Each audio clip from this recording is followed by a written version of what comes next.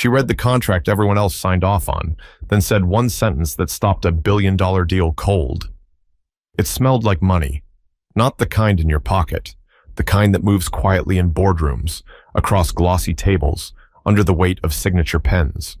The kind that doesn't blink when $10 million changes hands, because it's aiming for $10 billion. That's where Janelle Thornton found herself.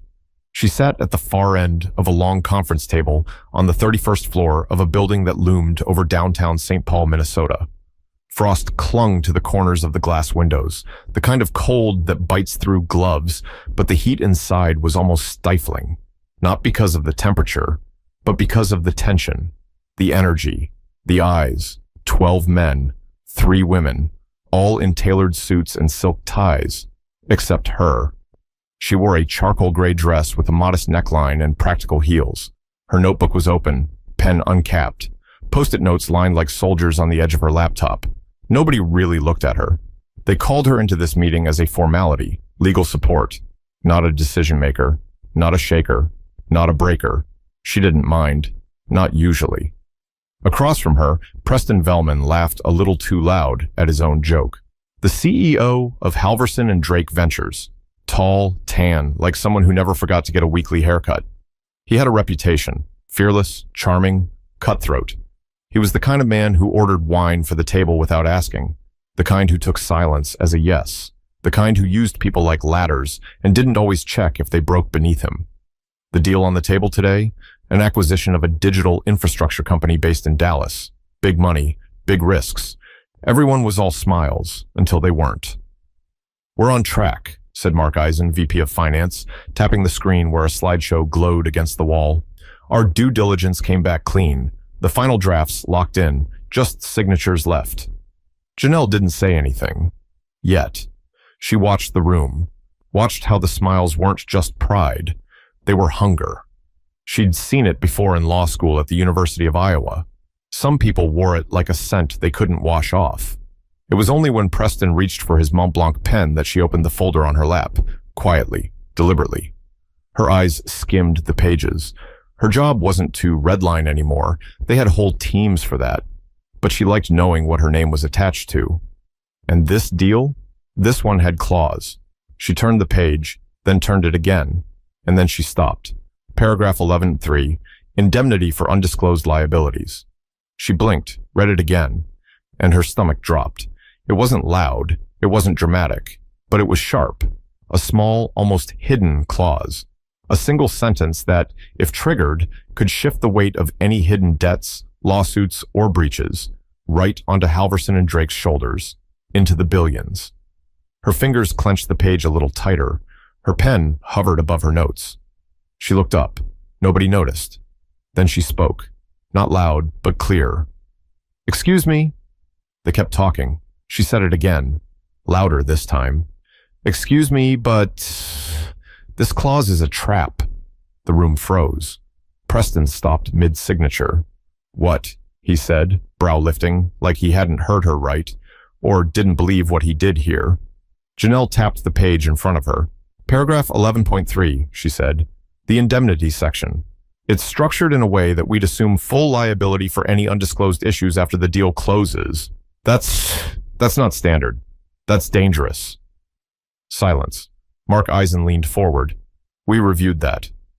"I know," she replied. "And with respect, I think you missed something." The woman sitting next to her, Angela from legal counsel, shifted in her seat. One of the marketing execs coughed into his fist. Preston put down his pen, slowly. His smile didn't just fade, it collapsed. "You're saying this whole thing could backfire?" he asked. Janelle looked him square in the eye. "I'm saying, if we sign this as is, and there's a hidden lawsuit or unpaid debt waiting to surface, we eat the fallout. All of it." She didn't blink, not once. The air changed. The confidence in the room was still there, but now it was laced with something else, uncertainty. Janelle didn't come here to make enemies, but she wasn't about to let a billion-dollar mistake happen because nobody wanted to read the fine print. But before anyone could respond, Mark leaned back with a smirk and said something that shifted the room again. Mark Eisen folded his arms across his chest and raised an eyebrow. "Well," he said, voice smooth but tinged with condescension, That's quite the interpretation. Janelle tilted her head slightly. It's not an interpretation. It's right there in the language. If we assume liability for any undisclosed issues, and they've failed to list outstanding debt or pending litigation, we're holding the bag. No way to claw that back after closing. Angela, from the legal team, leaned forward now, brow furrowed. Wait, show me what you're looking at. Janelle turned her folder around and slid it across the table. Angela scanned the clause, blinking twice. Her lips parted like she wanted to speak, but nothing came out. Then Preston cut in, voice just a notch sharper. Why wasn't this flagged earlier? Angela looked up, caught like a deer in headlights. It was buried in a cross-reference. You wouldn't spot it unless you were comparing the third draft with the final. And that was exactly what Janelle had done last night. She couldn't sleep. Something about the timeline of the acquisition didn't sit right. It was moving too fast. The seller's side pushing hard.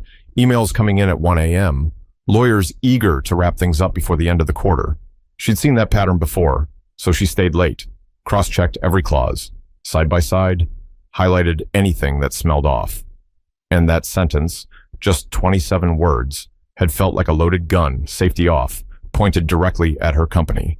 Mark exhaled through his nose. Even if it's risky, the upside outweighs it. We're getting them for pennies on the dollar. Janelle shook her head. It's only pennies if there's not $100 million lawsuit waiting around the corner. And if there is, we won't just lose money. We'll lose trust, credibility, maybe our valuation. Preston stood now, hands in his pockets, pacing slowly. What do you suggest? He asked. Not sarcastic, not kind either, neutral.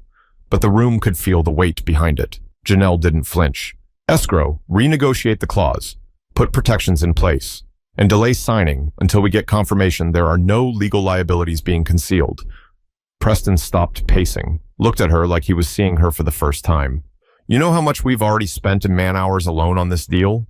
I do, she said, but that's nothing compared to what we'll spend trying to clean it up if it goes bad. Mark scoffed. Oh, come on, he muttered. She's a paralegal. Janelle blinked once, slowly, then looked right at him. And yet I'm the only one in this room who caught it. Mark's jaw clenched, but he didn't respond. Angela finally spoke. She's right. 3 words. They hit harder than anything Janelle had said, because they came from someone inside the circle. Preston turned back to the screen, then the contract, then Janelle. You got this backed up? He asked. I have a copy on the drive, and I flagged 3 other discrepancies while I was at it. He stared at her for a long second. The room was dead silent. Fine, he said finally. Nobody signs anything until I hear back from my legal aid. Give me 20 minutes. He left the room, and suddenly everyone else did too, one by one, some out of discomfort, some pretending they had calls. A few stayed behind, whispering near the windows. Janelle stayed seated. Angela leaned over, her voice low. You're going to have a target on your back now. Janelle gave a small smile. I had one before I walked in. But she knew none of this was over yet. 20 minutes could change everything, and she had no idea which direction that change was coming from. Preston's office door shut with a soft click. The conference room sat in awkward silence for a few seconds, like a balloon deflating. No one looked directly at Janelle. No one said thank you, no nod of acknowledgement, just the quiet rustle of papers and chairs scooting back. Angela gave her a tight glance and walked out without a word. 2 mid-level executives, Rodrigo Cortez from Strategic Ops and Brittany Hayes from Communications, stood by the window, whispering under their breath. Rodrigo side-eyed Janelle like she had just coughed during a prayer. Brittany, always perfect with her words, chose silence. Then Mark spoke again, low, direct, disrespectful. Who does she think she is? He didn't say it to her, but he didn't hide it either. Janelle didn't move. She didn't blink. She just clicked her pen closed and slowly packed up her folder. Excuse me, she asked. Mark looked straight at her now. I said, he repeated louder, who do you think you are exactly? You've been sitting in on these meetings for what, 3 months? You're not senior counsel. You don't lead negotiations. And you sure as hell don't stop deals from closing. She stood up slowly, hand resting on the back of her chair. I don't need to lead negotiations to recognize a landmine, she said calmly. I did my job. I caught what your team didn't. You're welcome. Rodrigo chuckled under his breath. You know, pulling a stunt like that in front of Preston isn't going to win you anything. Janelle stepped out from behind the chair. I'm not trying to win anything, she replied. I'm trying to make sure this company doesn't walk into a disaster, but maybe that's not your priority. He raised his eyebrows, surprised, and just like that, she left the room. The hallway was cooler, quieter, but her pulse was still pounding, not out of fear, but out of memory. She'd been here before, not in this building, but in moments like this. Back at the law firm where she interned during her last year of school in Cincinnati, Ohio, she found an error in a contract going out to a Fortune 500 client.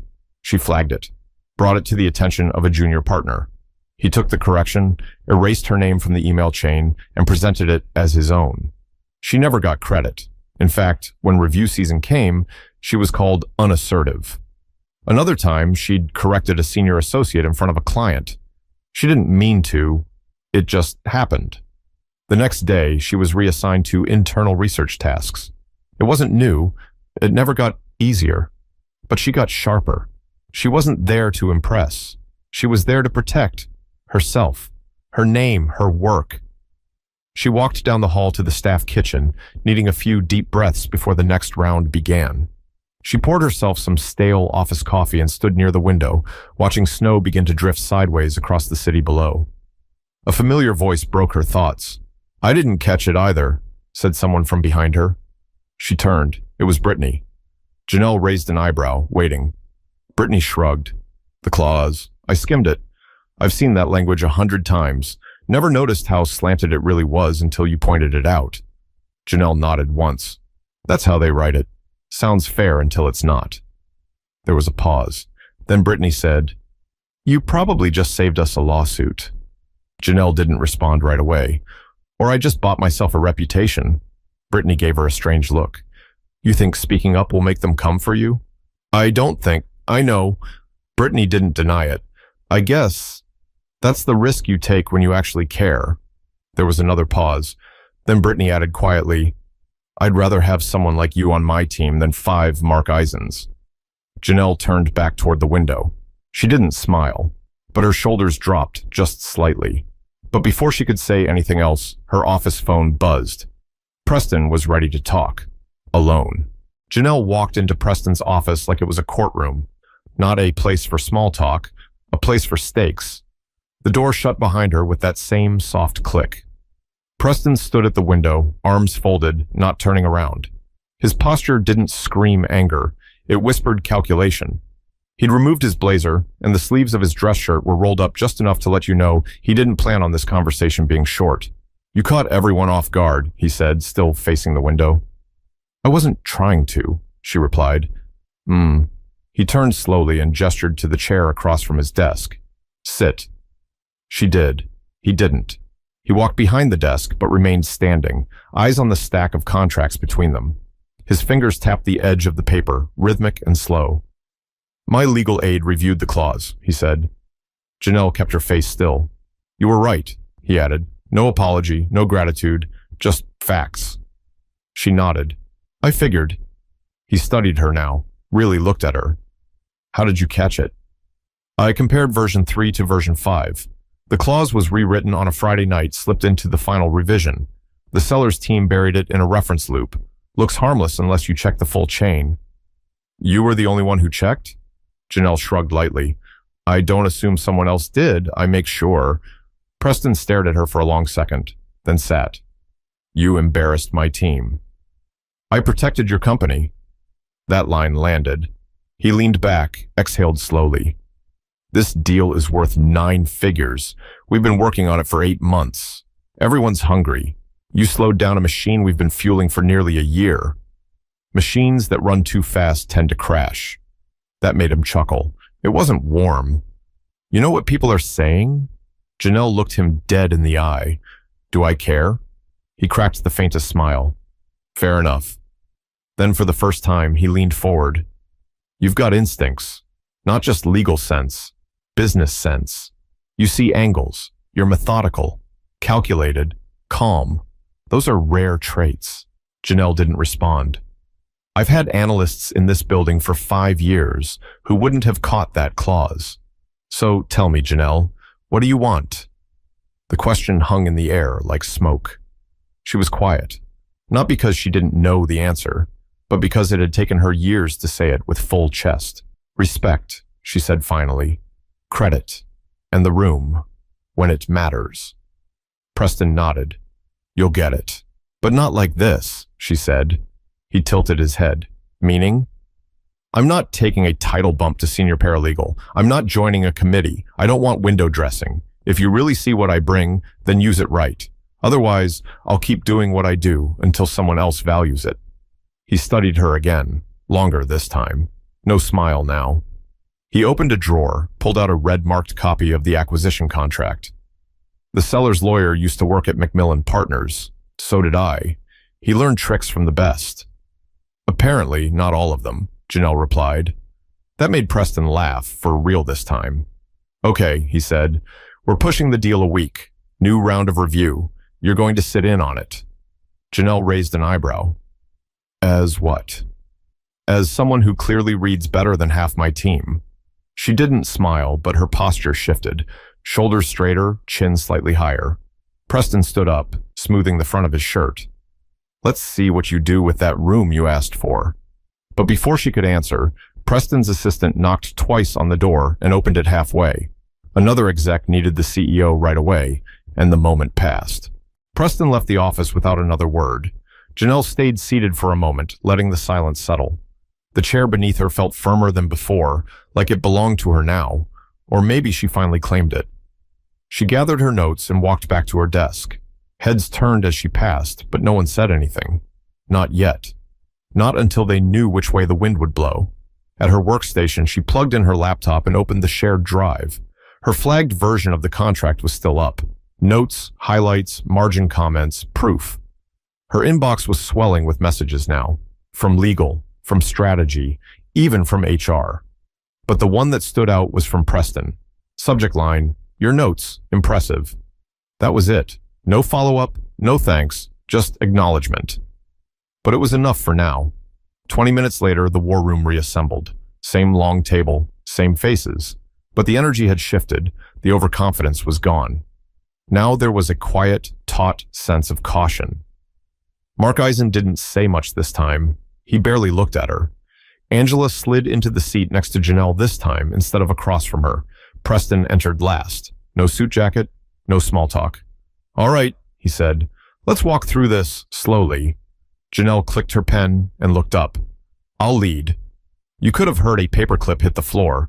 She didn't ask. She didn't wait. She projected her screen to the wall and began walking the room through the risk exposures the clause introduced. Here, she said, highlighting a sentence in yellow. This looks like harmless liability coverage, but it omits specificity.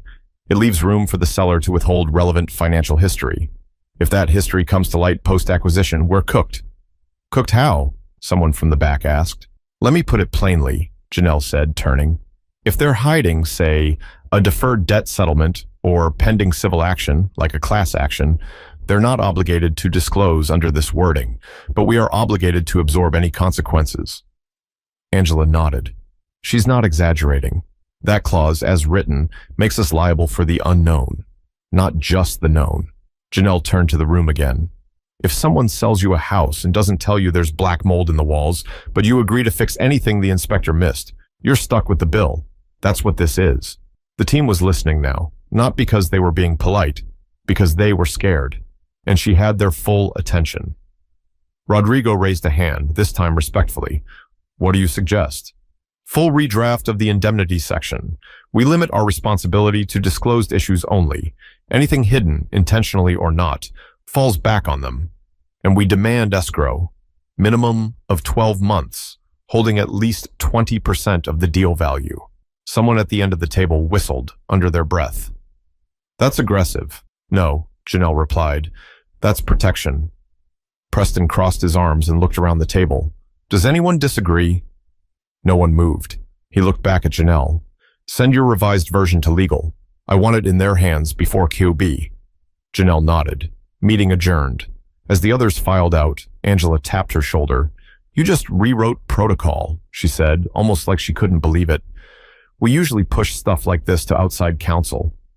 Janelle unplugged her laptop. Maybe it's time we trust our in-house team more. Angela smiled faintly, or at least trust the people doing the reading. But back in her office, Janelle found something on her desk she hadn't expected. An unsigned, typed note with one line, "Watch your back." The note didn't have a name, no initials, just those 4 words, typed in plain black font on thick stock paper.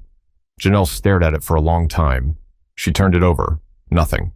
No one had seen who left it, and the desk camera in this section had been under maintenance for weeks, a fact she had flagged twice. It felt less like a coincidence now. She slid the paper into her folder without a word. Threats, even subtle ones, weren't new, but they were never okay.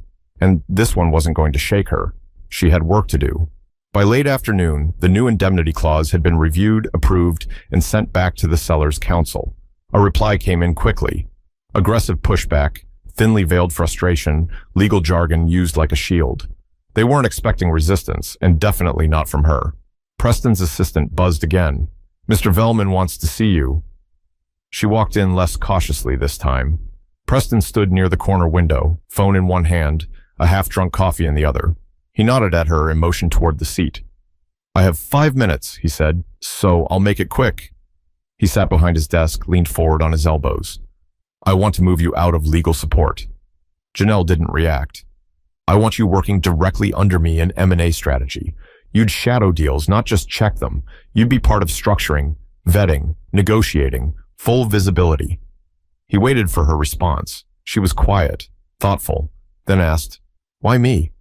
Preston smirked. "Because you see the angles. You don't just read contracts. You read people, situations, timing. I can teach someone to model a deal. I can't teach them to see what you saw yesterday." She nodded once. "What's the title?" He blinked. "You care about the title?" "I care about how rooms get opened." He leaned back. "Associate Director of M&A Oversight." Janelle held his gaze. "That's not a real title." He smirked again. "You're negotiating already." "No," she said. "I'm asking for clarity. Because if I take this, and it's just a way to say you promoted the girl who caught the clause, I'm out in 6 months." His smile faded. This time, he respected it. "I'll have HR work on a proper role, a real one. You'll have autonomy, visibility, risk, reward." Janelle nodded. "Good." She stood up. Preston didn't. "One more thing." She paused. "I didn't see that clause either," he admitted, "and I've been doing this for 20 years. She looked at him, not with pride or smugness, but with something sharper. "That's the problem," she said, and walked out. Back at her desk, she started clearing out her folders. Her paralegal badge, her drawer full of highlighters, the backup coffee mug she never used. Angela passed by and leaned in. "Moving upstairs?" "Looks like it." Angela smiled. "They'll either love you or fear you." Janelle slid the last file into her tote bag. "They don't have to do either. They just have to respect me." But when she looked back at the folder with the threat note inside, she knew this promotion wasn't a victory. It was a warning shot. Janelle stepped into the elevator, badge clipped higher than usual on her blazer. Floor 35, executive level. The air even smelled different up here. Less like printer paper, more like polished wood and power. As the doors opened, her eyes scanned the floor. Fewer people, more glass, louder shoes on silent carpets. She passed a row of conference rooms with names like Summit and Titan. Every face she saw had the look of someone used to being listened to. She wasn't intimidated, just focused. Inside her new office, a corner one, smaller than Preston's but twice the size of her old cube, was a clean desk, a monitor, and a note on the keyboard. "Welcome to the deep end." She didn't need a welcome. What she needed was a moment to breathe. That came later, after hours, when the building thinned out and the buzz of email replies died down. She was making notes on a case file when she heard a knock. Light, unsure. It was Malaya, the new hire in administrative support. 24, just out of a state college in Toledo, Ohio, still finding her rhythm. She poked her head in like a kid trying not to wake a sleeping dog. "You busy?" she asked. Janelle smiled gently. "Only if you're bringing problems." Malaya stepped in, holding a notebook so tight her knuckles were pale. I, um, I saw what happened in the meeting yesterday, heard about it, and what you did. Janelle leaned back in her chair. What do you mean? The claws. The whole room was talking about it. Not loud, but, in the kitchen, in the elevator, can you believe she said that? She paused, nervous. Anyway, I just wanted to say, it meant a lot. Seeing someone say it out loud, not just think it or whisper it or joke about it after, but stop the whole room and say, this isn't right. Janelle looked at her fully. Malaya went on, voice lower now. Sometimes I wonder if I'm too quiet in meetings, like if I even belong in some of those rooms. And then I saw you, and I thought, maybe I just need to keep paying attention, keep reading, keep sharpening. Janelle nodded slowly. You don't need to be loud to be right. You just need to be clear and consistent. Malaya smiled at that. Can I ask you something? Sure. When you said it, when you called it out, were you scared? Janelle didn't answer right away. Then she said, no, not scared, just tired. Malaya tilted her head, tired of waiting for someone else to say it first, tired of having to be 5 steps ahead just to be taken seriously, tired of pretending the room isn't different when you walk into it. Malaya swallowed hard.